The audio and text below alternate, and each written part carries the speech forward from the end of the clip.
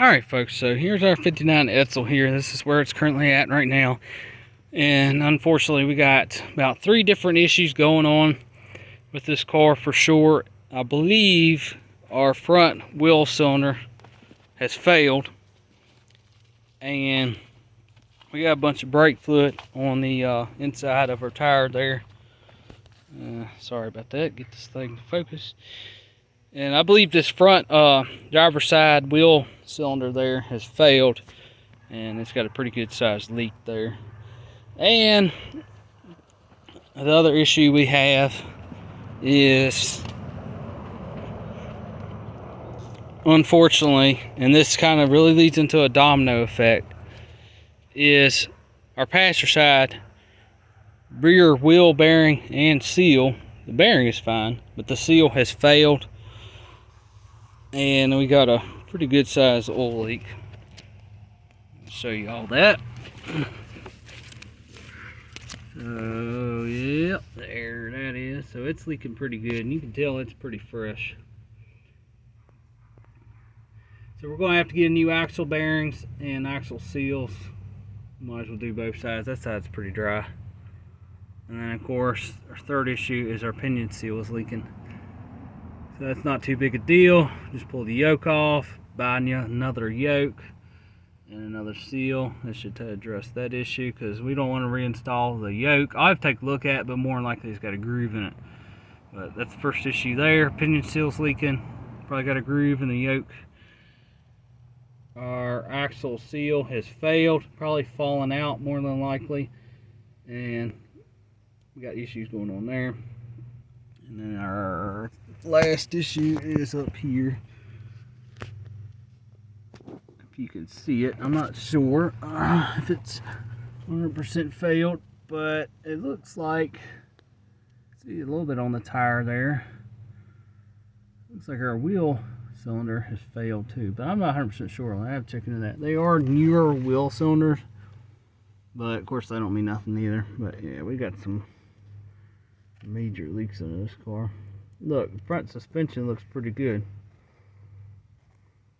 And they look good right there, and then we come on back, then we just see oil and transmission fluid and everything else going on. But so we got some issues we got to take care of, make sure all these wheel cylinders are good. I might have to buy them, unfortunately.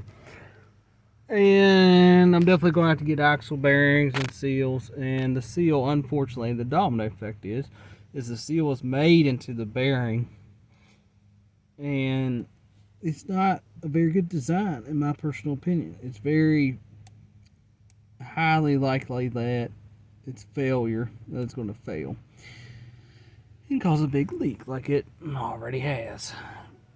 But so we got some issues going on. That side's dry, but we got to address these rear end leaks here, because that's, you don't want to be running a rear end like that and way to burn up the ring and pinion and burn up bearings and everything else and cause a bunch of issues. So unfortunately that's what we got there. So we can't really, once we get the brakes completely finished on this car, we still unfortunately won't be able to drive it. And I got a couple things on the way for our suspension. I apologize, this thing really blurry. There we go, it's a little better. But I got some things on the way. I got the rubber stops on the way to mount down there. And I got the sway bar end links as well. We'll find out if they're actually the right ones or not. Hopefully they are. Don't know. And hopefully that'll wrap up this front end. And I still got to figure out something about this idler arm bracket right here. May have to change that up, because that's kind of for clearance issues. This drag link here comes around and it almost rubs the edge right here of this drag link, of the not the drag link, but the idler arm bracket. So I might have to go in here and see if I can find another one, order another original one, and just trim it off and clearance it. Just modified another original one, or if I can just swap it out, just put a different idler arm and everything. Well, I'll figure all that out. So I got to figure that out. But it steers just fine. But it almost wants to rub that edge right in there. So I had to check all that out. This is where we're at. Figured I'd make a little update on it. And not really much to show, but unfortunately we got the domino effect. And you know, when you got, it's not just an axle seal leaking, it leads into other things to where, so when you pull all that apart, you're going to have to replace the axle bearing, which has the seal made into it, unfortunately, and it's got a ring that's pressed behind it, because all those are pressed onto the axle. And then on top of that, then you have to worry about the rear end itself, about that bearing, the outer bearing there, or race, we'll say, spinning inside that hub, inside the axle tube there, and then ruin the bore on that. So it's just several things you got to really think about. So you can't really just replace just the axle bearing and the seal and call it good. You know, you kind of got to make sure, the axle and all that's good. I'm sure it is in this case, because it's a little better design. And I don't like the axle seal design. I think it's very poorly designed. But I believe if you look on the big bearing, like my F-150, it's got a 9-inch in it, and it takes a A26 wheel bearing, and I believe that's the good one. It's got the actual bearing brace, then the needle bearing goes inside, and then it's got the seal, and then it's got that little flange plate that goes on it, which is a much better design instead of having the seal made inside the bearing here. But not really a lot to show. But so now just pretty much waiting on parts still, and can't really do a whole lot with it right now, unfortunately. But it does smell a little better in there.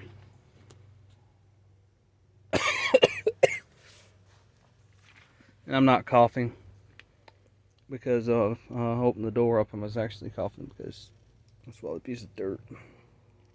But it actually doesn't smell that bad in here now. Still a little musty, about 50% less musty, so that helps. So makes it really nice. So now we just gotta wait on the lower A-arm stops, and hopefully our sway bar end links are actually right this time. This is the second set, number 2 there, that I've bought, and hopefully it works. I like this car. I want to keep this car on the road. And that goes to our upper ball joint. The original one, anyway. Don't need that anymore. Oh, there it is, right there. But that's pretty much where we're at. So still got to get some bolts there, and I'm gonna try and do that sometime this week. At least get the master cylinder bolted up, and get the brake lines flared, and at least get the master cylinder and everything plumbed into that. Get that much done. That way we can get the brakes bled and all that, and see what's what, and go from there. I still got to make up the front to rear brake line, fuel line. I got to make that up yet. So that line right there I got to replace, but I have replaced all the rest of them.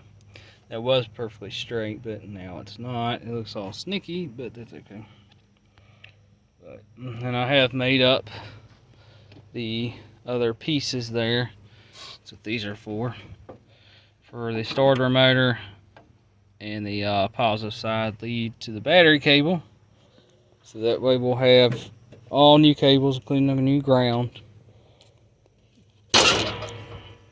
Now that's that'll hopefully address all our ground issues. We really don't have any. Most of the ground issues on this car is in the taillights. But in Robin Egg Blue is, I just talked to the third owner of this car. This is a 3-owner car, and he said the original paint was Robin Egg Blue, so that probably is the factory paint. So it was Robin Egg Blue with a white roof and it had white paint. There's a little bit of it inside the insert on that trim there, so it's a pretty car at one time with blue and white interior. So anyway, so we got. We're gonna leave this video here, and I hope y'all like it. And don't forget to like, comment, and subscribe. And like again, it's not much to show, but at least now we can kind of move on from the front suspension now. As long as the sway bar and leaks work out, then we can finally move on from this front end and concentrate on the rear end. And I was planning on doing everything anyway. I was gonna put on new leaf springs on it, all new, you know, hardware and all that, U-bolts and the whole 9 yards, shocks, all that. I did put new shocks on this car when I first bought it, but I'll probably end up doing it again anyway. Not that there's nothing wrong with the ones that are on here, but just to freshen everything back up, quote unquote. But now I'm just pretty much going to have to totally rebuild this whole rear end. You know, new leaf springs, hardware, and new yoke, pinion seal, axle bearings, and wheel seals, the whole 9 yards.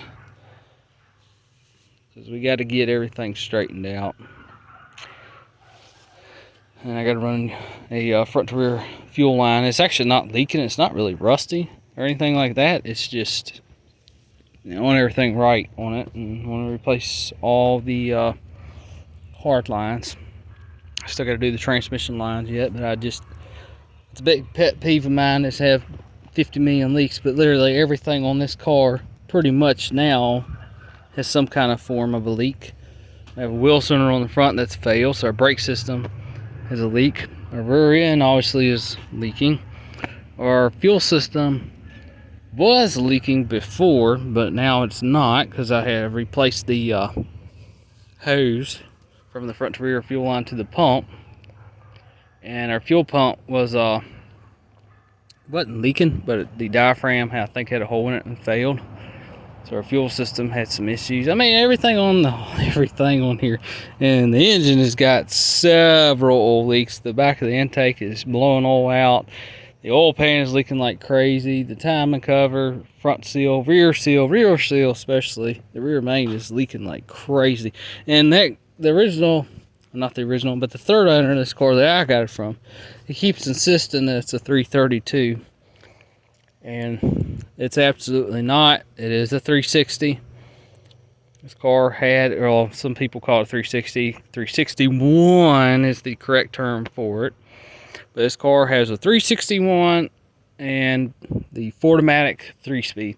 This car starts off in second gear, then it shifts to third. You can manually shift it from first, second to third, but it actually, if you put it in drive, it actually takes off in second and only shifts one time. So it's kind of like a power glide. So it's kind of cool, and it takes Type F fluid as well. And I like the owner before, and I'm not trying to talk bad about him. He's a nice fella. He's actually 84 years old. He's a really nice fella. But I don't mean nothing like that. But I don't really believe it's a 332, and I was asking him earlier if it's ever been out, because later on, once get everything a little more straightened out, I'm planning on pulling it out and overhauling it. Maybe this fall time or the winter time, because this car's got sentimental value. And I'm not talking about the car itself. This car is very special to me, and especially Halloween. And we want to keep it on the road. It's not just because of being an Edsel. So the reasons too. And I like to keep it on the road. This car has sentimental value to me. It really does. And